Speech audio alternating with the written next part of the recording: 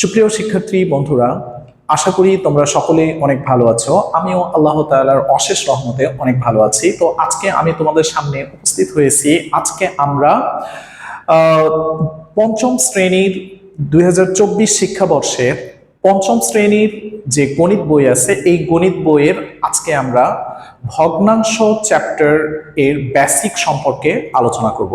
তো এই ভগ্নাংশ চ্যাপ্টারটা আমরা 6 এর ক অনুশীলনীতে পাবো। দ্যাট মিনস 6 এর ক অনুশীলনী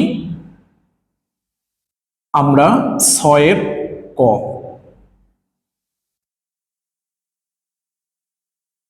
6 এর ক এই অনুশীলনীতে আমরা পাবো। আর এটা হবে পৃষ্ঠা নাম্বার 38 থেকে শুরু।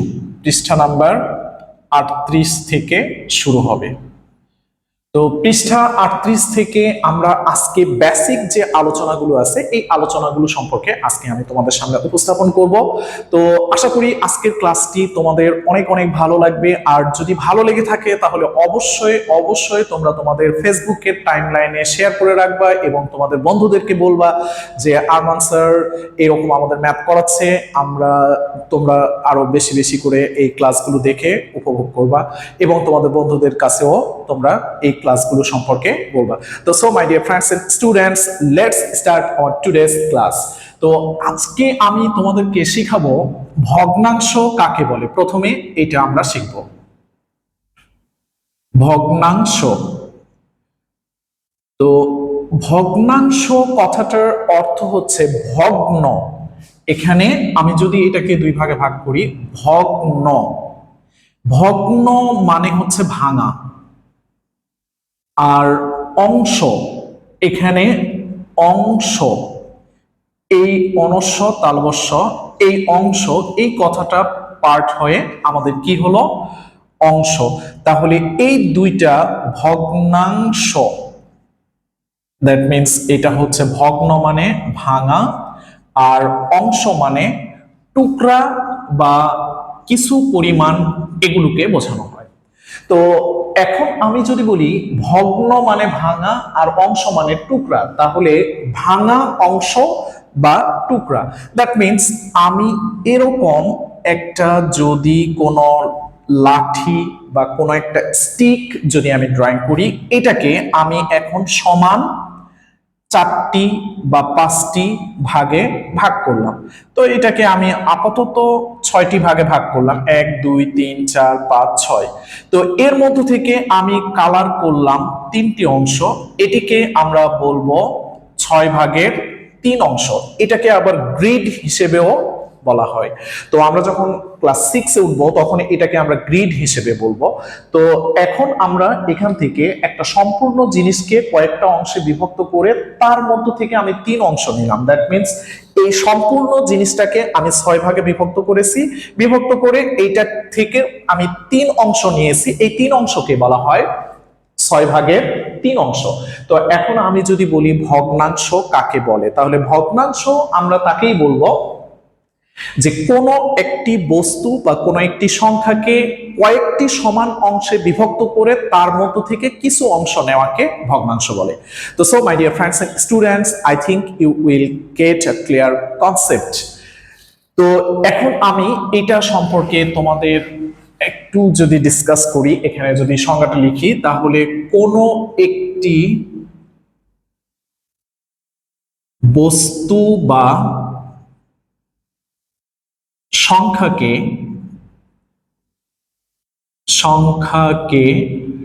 কয়েকটি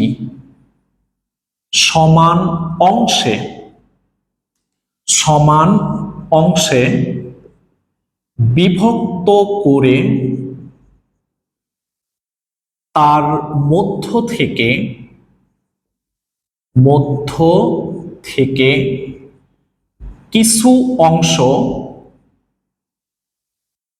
কিছু অংশ নেওয়াকে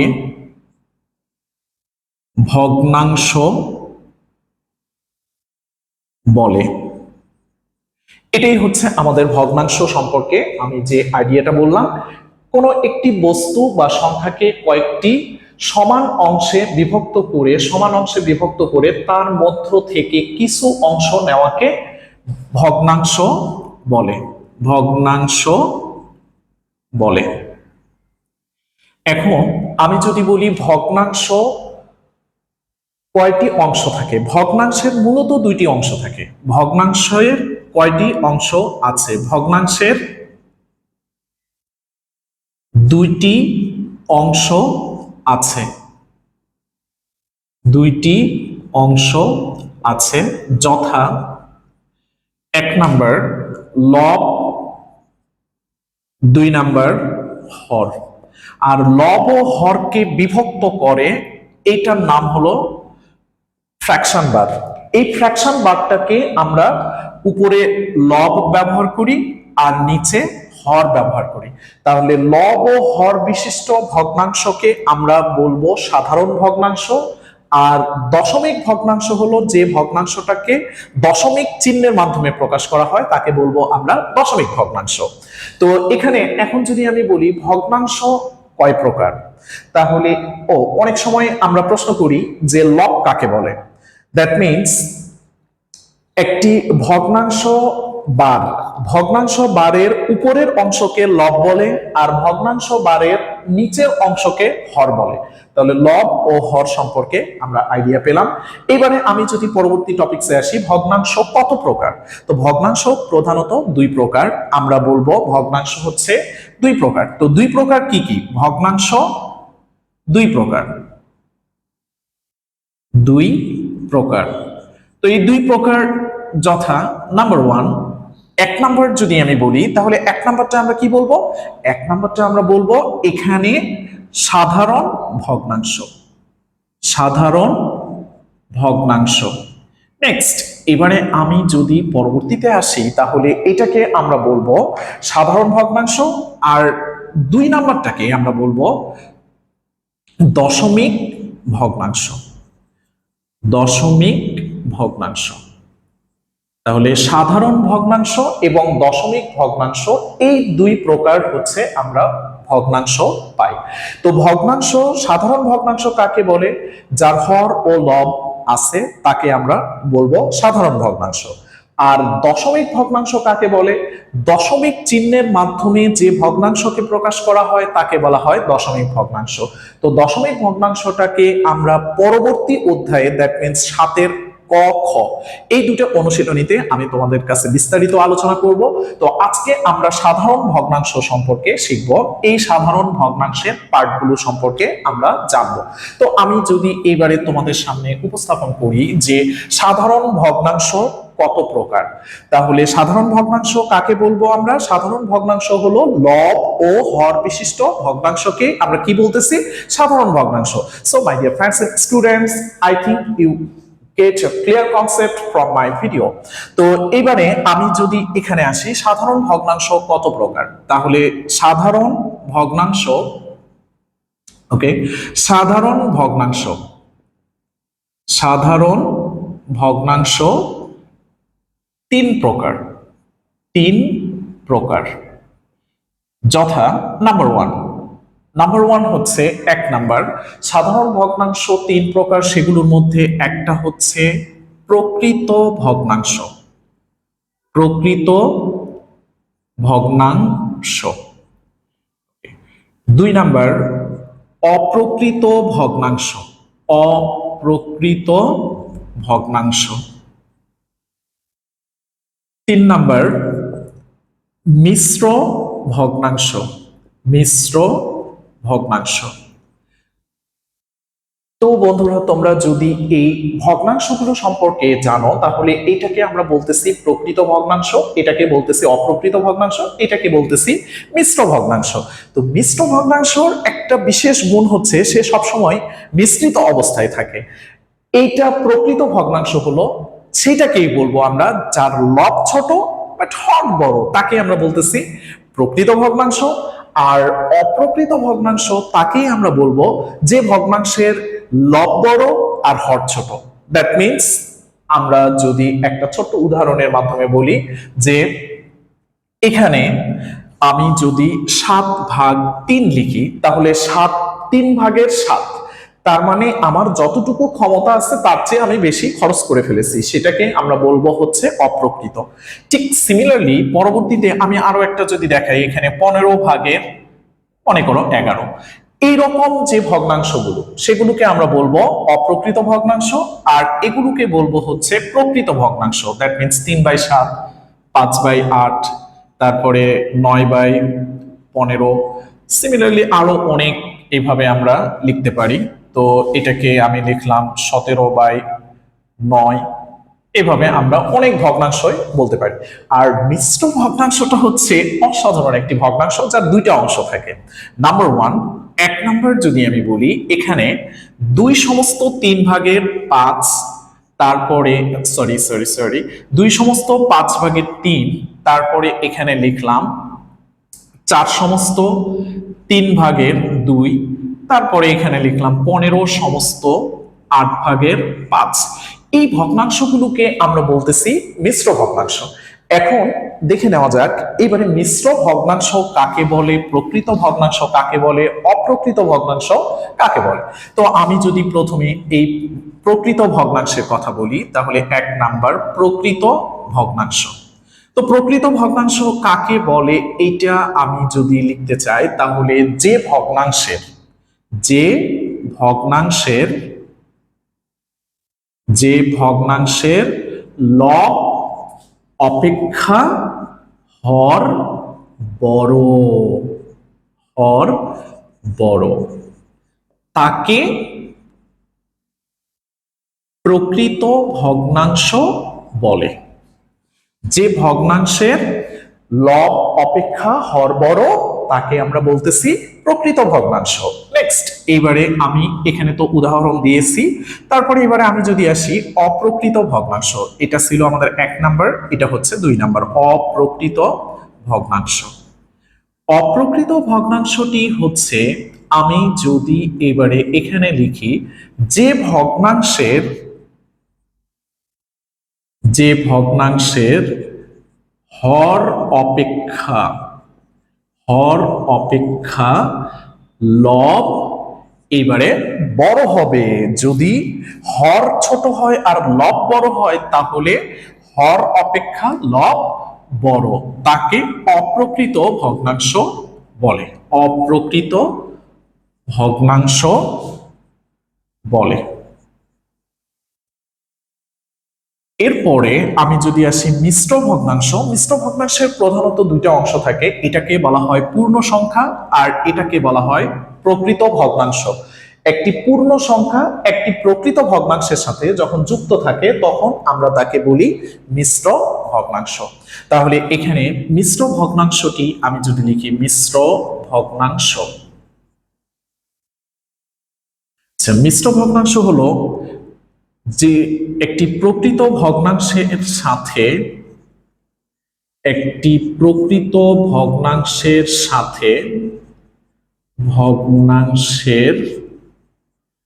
সাথে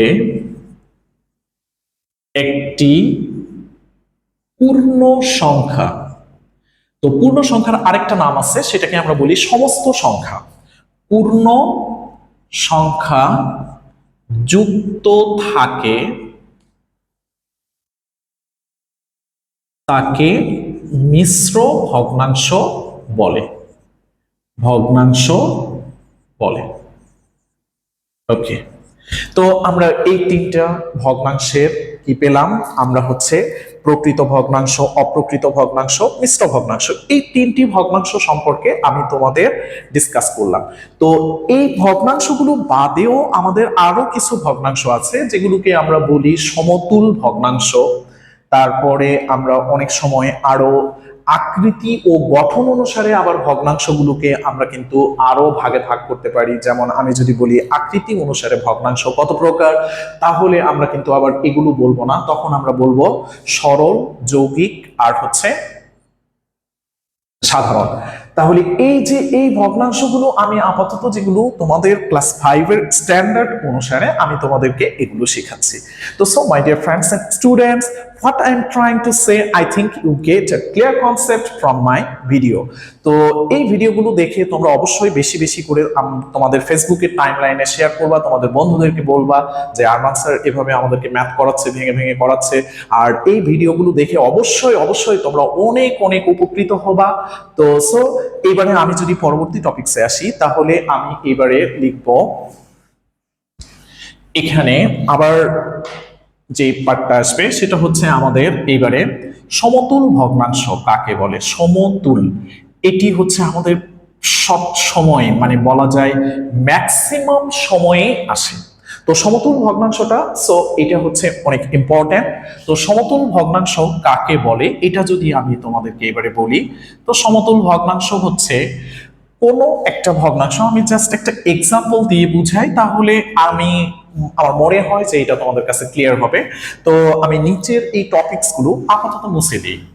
তো তোমরা যেহেতু এগুলো লিখে ফেলছো এবং নোট করে ফেলছো, তো সো আমি এবারে এটা যদি মুছে দেই, তো এখানে আমি যেটা পাচ্ছি, সাপোজ মনে করো 2/3 এটি একটি ভগ্নাংশ। এই ভগ্নাংশটার এটাকে আমরা বলতেছি লব, এটাকে বলতেছি হর।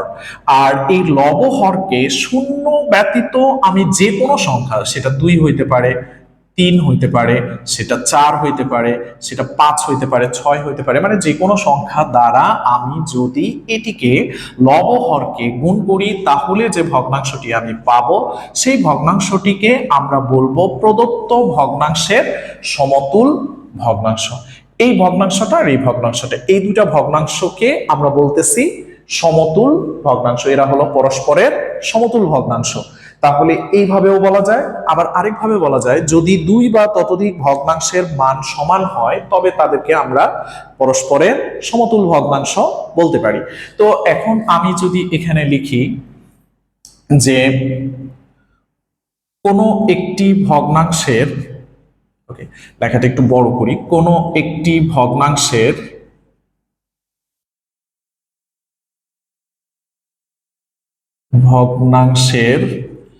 লব ও হরকে শূন্য ব্যতীত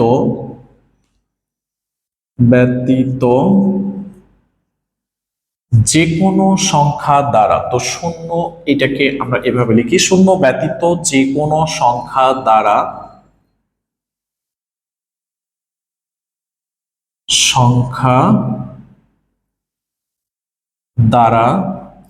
গুণ অথবা ভাগ করে যে ভগ্নাংশটি পাওয়া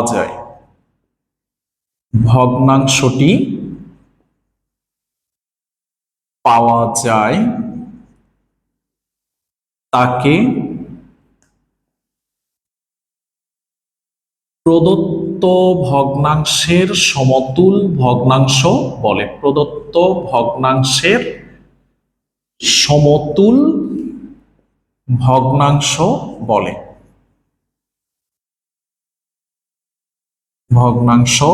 বলে।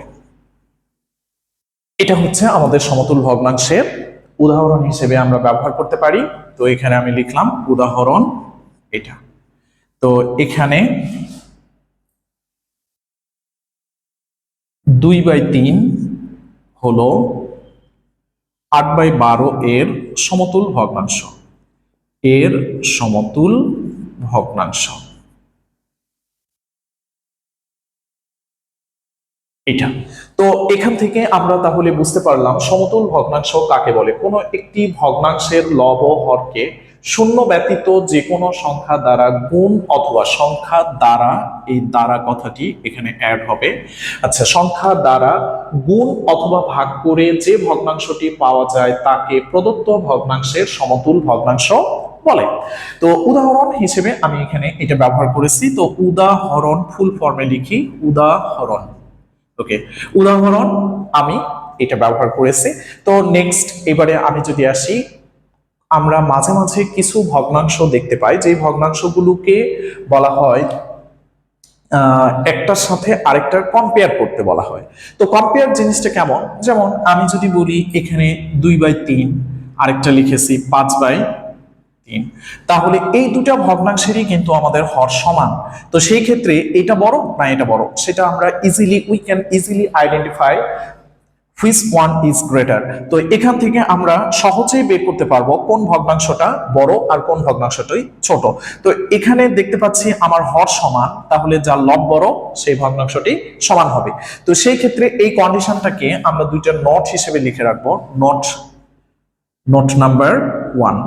তো দুই বা ততোধিক ভগ্নাংশের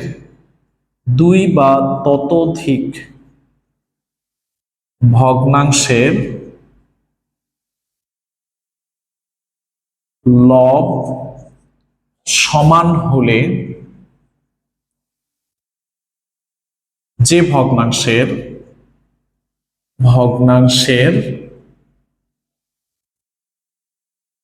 হর ছোট সেটি বড়, বা সেই ভগ্নাংশটি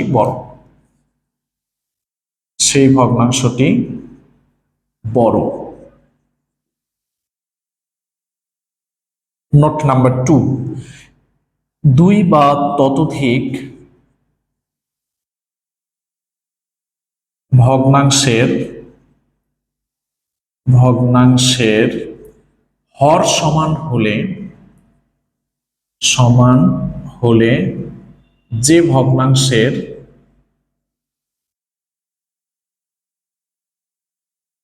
লব বড় সেই ভগ্নাংশটি বড়।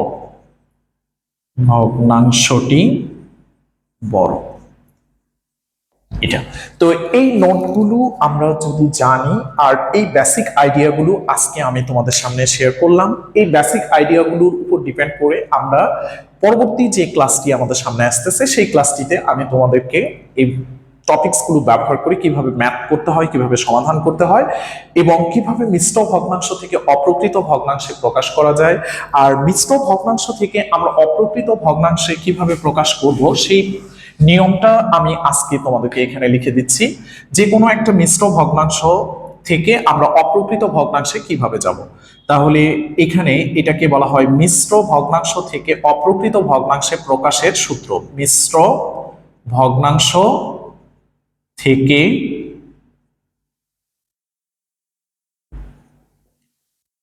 অপ্রকৃত ভগ্নাংশে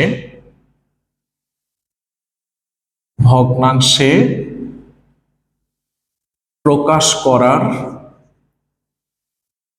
সূত্র। ওকে, সূত্রটি হচ্ছে অপ্রকৃত ভগ্নাংশ সমান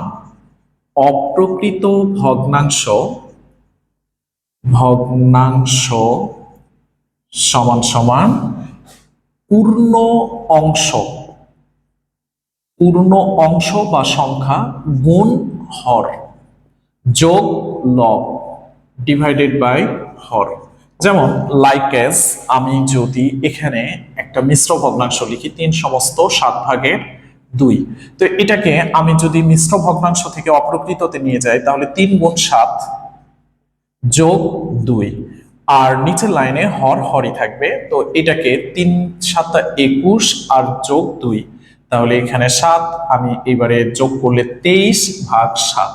এটা হচ্ছে মিশ্র ভগ্নাংশ ছিল, মিশ্র ভগ্নাংশ থেকে অপ্রকৃত ভগ্নাংশে প্রকাশ করলাম।